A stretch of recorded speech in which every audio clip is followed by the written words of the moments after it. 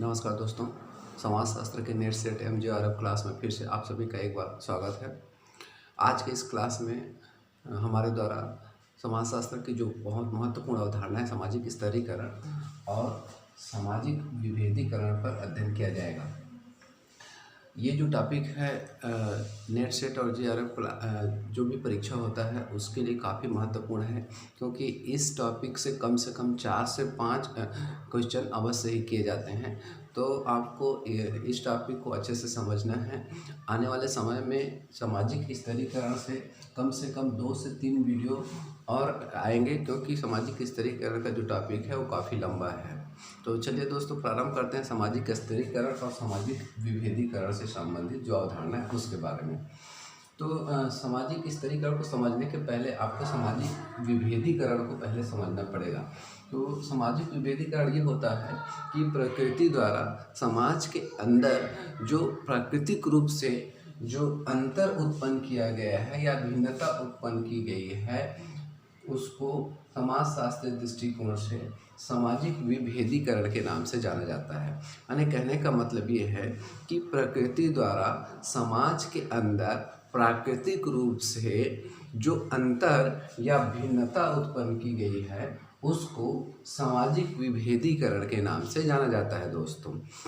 जैसे मान के चलिए कि सोसाइटी के अंदर महिला हो गया और पुरुष हो गया, ये दोनों में जो अंतर होगा वो विभेदीकरण है।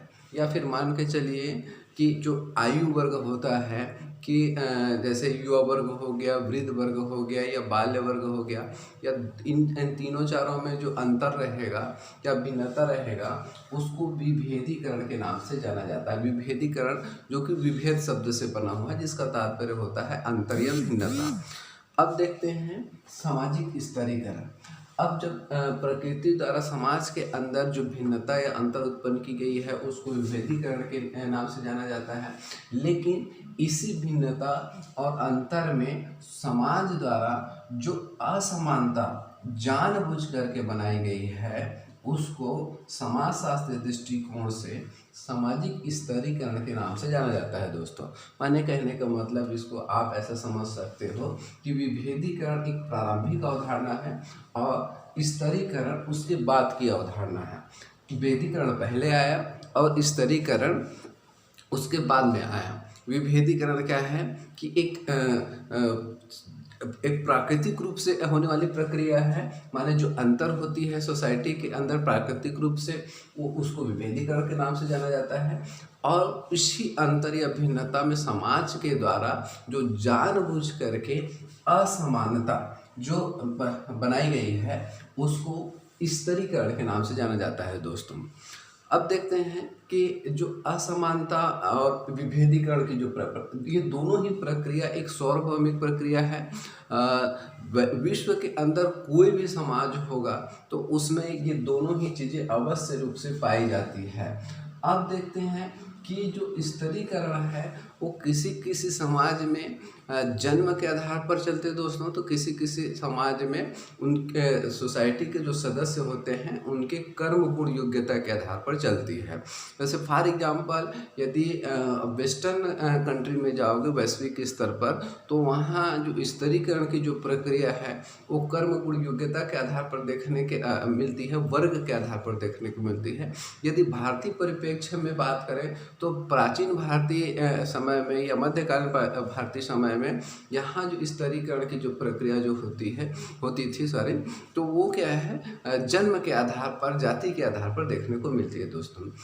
तो यहाँ तक मेरे ख्याल से समझ आ गया होगा स्तरीकरण किसको बोलते हैं। स्तरीकरण जो समाज के अंदर असमानता होती है जो कि समाज के सदस्यों द्वारा जानबूझ करके बनाई जाती है सोसाइटी के अंदर, उसको सामाजिक स्तरीकरण के नाम से जाना जाता है। अब इसके संबंध में कई समाजशास्त्रियों द्वारा अपने अपने तरीके से परिभाषा दिया गया है। जैसे रेमंड मूरे बोलता है कि सामाजिक स्तरीकरण समाज का क्षैतिज विभाजन है। क्षैतिज विभाजन जिसको बोलते हैं हॉरिजॉन्टल विभाजन, आप ऐसे समझ सकते हो जैसे मान के चलिए भारतीय समाज में अगर बात करें तो वर्ण व्यवस्था के आधार पर जो असमानता या स्तरीकरण होती है उसको आप क्षैतिज विभाजन के तहत आप समझ सकते हो। वर्ण व्यवस्था में मान लीजिए यहाँ पास ब्राह्मण वर्ण है, ठीक है, और उसके बाद क्षत्रिय वर्ण, वैश्य वर्ण और शूद्र वर्ण है। और इसके चारों में क्या है कि जो असमानता होती है सोसाइटी के अंदर, जैसे ब्राह्मण वर्ण को वर्ण व्यवस्था में सबसे ऊपर रखा जाता है, फिर क्षत्रिय वर्ण को रखा जाता है, फिर वैश्य वर्ण को रखा जाता है, फिर शूद्र वर्ण को रखा जाता है। तो कहने का मतलब रेमंड मूरे ने सामाजिक स्तरीकरण को समाज का क्षैतिज विभाजन या क्षैतिज असमानता के रूप में परिभाषित करता है। दूसरा है पार्सन्स समाज को सामाजिक स्तरीकरण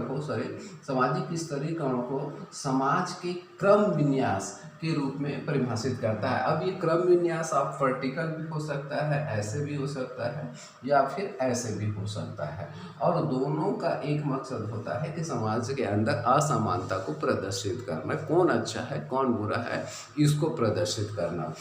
सामाजिक स्तरीकरण वही चीज़ों को दिखाता है कि मान लीजिए विभेद हो गया, महिला और पुरुष मान लीजिए अंतर हो गया, तो अगर महिला और पुरुष में कौन अच्छा है सोसाइटी के अंदर, कौन बुरा है, ये अगर ऐसा चीज़ों को प्रदर्शित करती है तो उसको सामाजिक स्तरीकरण के नाम से जाना जाता है। अब ठीक वैसे ही मान लीजिए काले प्रजाति हैं, गोरे प्रजाति हैं सोसाइटी के अंदर, ये तो प्राकृतिक रूप से ऑटोमेटिक उपस्थित रहेंगे ही, लेकिन मान लीजिए गोरे प्रजाति के लोग अच्छे हैं कि काले प्रजाति के लोग अच्छे हैं, यदि इस चीज़ों को दर्शाया जाता है तो उसको सामाजिक स्तरीकरण के नाम से जाना जाता है। ठीक है, यहाँ तक भी क्लियर हो गया होगा। परिभाषा में रेमंड मूरे सामाजिक स्तरीकरण को क्षैतिज विभाजन के रूप में समाज का परिभाषित करते हैं, तो पार्सन जो है क्रम विन्यास के रूप में परिभाषित करता है। अब देखते हैं विशेषताओं के रूप में। तो अगर आपको यहाँ तक क्लियर हो गया होगा तो इसका विशेषता जो है बहुत सिंपल सा है। जैसे पुरातन है, पुरातन माना जाता है। सामाजिक स्तरीकरण एक पुरातन प्रक्रिया के रूप में माना जाता है। सही भी है। कारण ये है कि जब से मानव समाज अपने अस्तित्व में आया है तब से किसी न किसी रूप में सामाजिक स्तरीकरण की जो प्रक्रिया है विद्यमान रही है।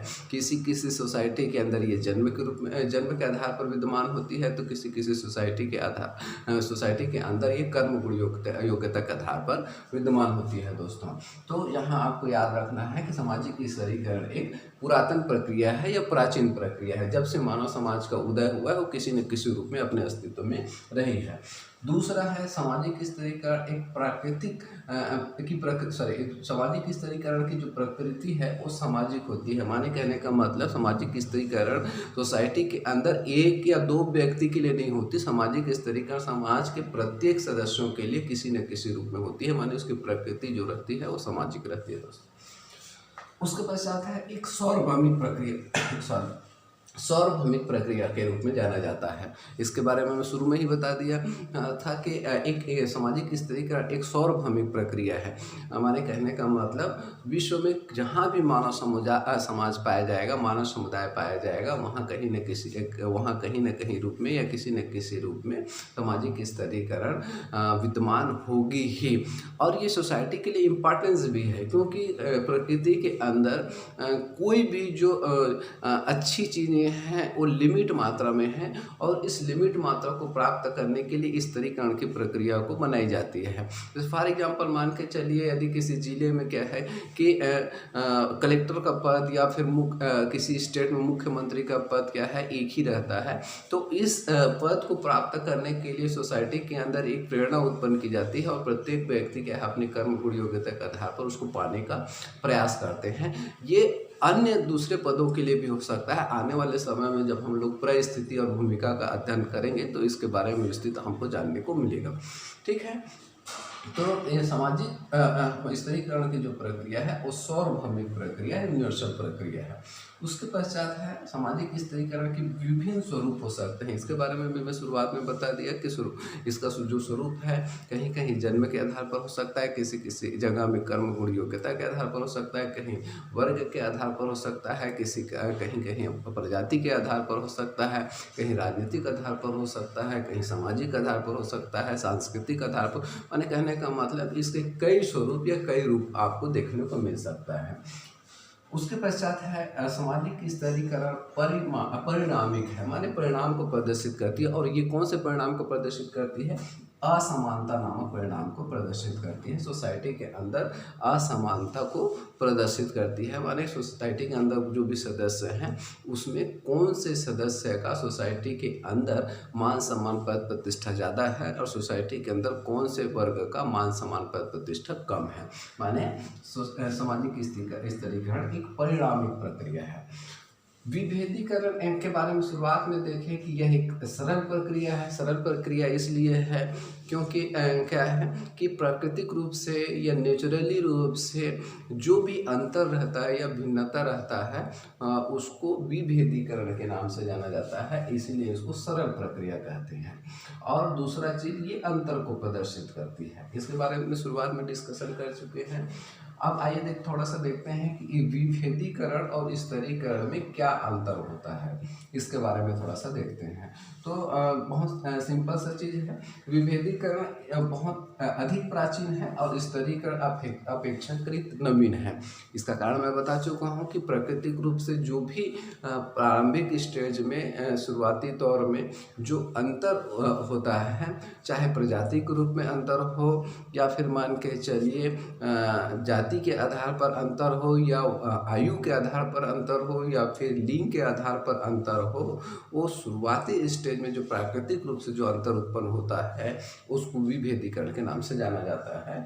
इसलिए विभेदीकरण स्तरीकरण की तुलना में अधिक प्राचीन या अधिक पुराना माना जाता है और स्तरीकरण को विभेदीकरण की तुलना में नवीन माना जाता है। क्यों? स्तरीकरण जो है जानबूझ करके बनाई जाने वाली प्रक्रिया है। उसके पश्चात है विभेदीकरण एक तटस्थ अवधारणा है, न्यूट्रल अवधारणा है। ठीक है कि उसको कोई मतलब नहीं रहता कि जो अंतर होता है वो सही है कि गलत है, इसलिए उसको तटस्थ अवधारणा के नाम से जाना जाता है। और स्तरीकरण जो रहता है वो तटस्थ नहीं होता, वो जानबूझ करके बनाया जाता है। अब जहाँ जानबूझ करके बनाया जाता है वो क्या है, मनुष्य के या समाज के मनोदशा के आधार पर चलता है, इसलिए वो उसमें क्या है, तटस्थता नहीं पाई जाती।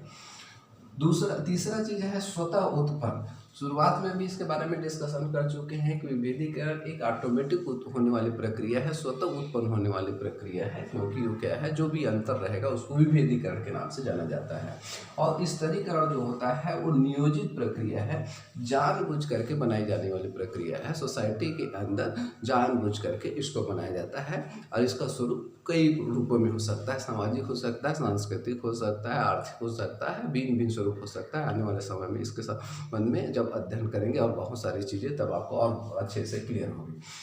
उसके पश्चात है विभेदीकरण अवैयक्तिक एवं सरल प्रक्रिया है। अवैयक्तिक एवं सरल प्रक्रिया से तात्पर्य यह है कि पूरे वर्ग को प्रभावित करती है। कहने का मतलब जैसे महिला वर्ग हो गया या चाहे पुरुष वर्ग हो गया, आयु में चाहे आप मान के चलिए कि युवा वर्ग हो गए या फिर मान के चलिए कि बालक वर्ग हो गया। कहने का मतलब ये जो विभेदीकरण की जो प्रक्रिया होती है वो अवैयक्तिक होती है और सरल होती है। वहीं स्तरीकरण के बारे में बात करें तो स्तरीकरण की जो प्रक्रिया रहती है वो व्यक्तिक होती है और बहुत जटिल प्रक्रिया होती है, ऐसा माना जाता है समाजशास्त्र के दृष्टिकोण से। तो ये तमाम प्रकार की चीज़ें हैं सामाजिक स्तरीकरण और सामाजिक विभेदीकरण से संबंधित। आज के वीडियो में बस इतना ही। आने वाले वीडियो में हमारे द्वारा सामाजिक स्तरीकरण से संबंधित बहुत सारी जो थ्योरियाँ हैं, सिद्धांत है, उसके बारे में अध्ययन किया जाएगा। और उसके पश्चात इसी में ही जाति प्रथा से संबंधित चीज़ें हैं, वर्ग से संबंधित चीज़ें हैं, जो कि परीक्षा के दृष्टिकोण से काफ़ी महत्वपूर्ण है। यहाँ से कम 4 से 5 क्वेश्चन अवश्य पूछे जाते हैं, इसलिए आपको इस जो टॉपिक है उसको काफ़ी अच्छे से समझते हैं और आपको बहुत अच्छे तरीके से याद भी रखना है दोस्तों। ठीक है, बहुत बहुत धन्यवाद आप सभी का।